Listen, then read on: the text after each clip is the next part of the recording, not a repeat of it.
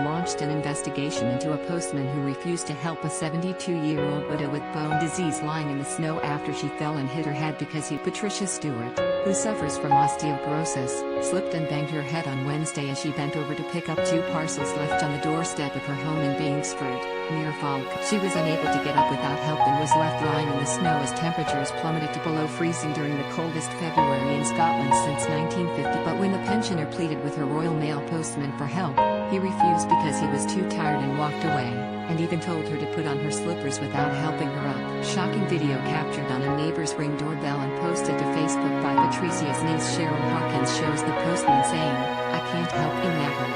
Absolutely knackered." Patricia was left crying and feeling worthless before she was thankfully rescued by heroic 22-year-old Hermes driver Karolina Domska 20 minutes later, who helped her up, got her inside, and the 72-year-old, a former social care manager who lives on her own after her husband died a decade ago, has used a Zimmer frame since she fell over twice in December. Treatment for her condition, including scans and operations, has been delayed due to the coronavirus lockdown. Speaking exclusively to Mail Online, Patricia said, "I've done nothing wrong. I'm a nice person. I couldn't believe that he walked away and left me and didn't seek anybody." I'm still in shock. Her niece Cheryl, 36, accused the Royal Mail postman, who has not yet been identified, of leaving the pensioner to die, and the Royal Mail apologized to Patricia and her family, and revealed that they are probing the shocking. And Scotland is experiencing its coldest February since 1955, with Edinburgh recording 13°C and Kinbreeze at Baltic -2°C last night. Share this article. Share the joint record for the lowest temperature ever recorded in the UK is held by Braemar and Altnahara, in the Highlands, which have recorded -27°C on 3 separate occasions. Recovering at home after the incident, Patricia told Mail Online, "I'm a bit sore and I think it is catching up with me lying on the ground for so long. I was soaked through and it has left me sore all over. The bump on my head where I banged it is still sore to touch and I can't comb." She added, "I fell down my front steps onto the concrete driveway and it was covered in snow, and when I fell down I banged my head. I asked the postman to help me get up and he said he was too knackered. He walked away and left me shouting for help. I shouted for a while and I was crying because I was angry and frustrated. I felt quite worthless. I thought, why isn't he helping me? I've done nothing wrong. I'm a nice person. I couldn't believe that he walked away and left me and didn't seek anybody." I'm still in shock. Patricia, originally from Wolverhampton, has lived in Scotland for 40 years. She lost her husband Johnny a decade ago. The remainder of her family, including grandchildren, live at. She was treated by paramedics after neighbors called an ambulance. My next door neighbor phoned an ambulance and 2 paramedics came and checked me all over. They looked at the lump on my head and all around it. They said that I would need to be careful and just rest. If I feel sick or dizzy or have bad headaches, to phone an ambulance straight away. She praised Hermes worker Karolina, who appeared on the scene 20 minutes later.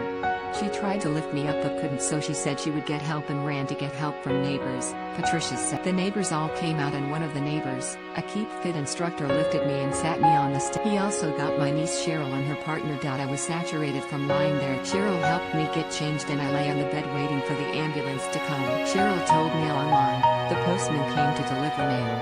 He left a couple of parcels on my aunt's front. She came out and bent down to pick them up. She tumbled over and she told him, 'I haven't been very well. Could you help me up please?'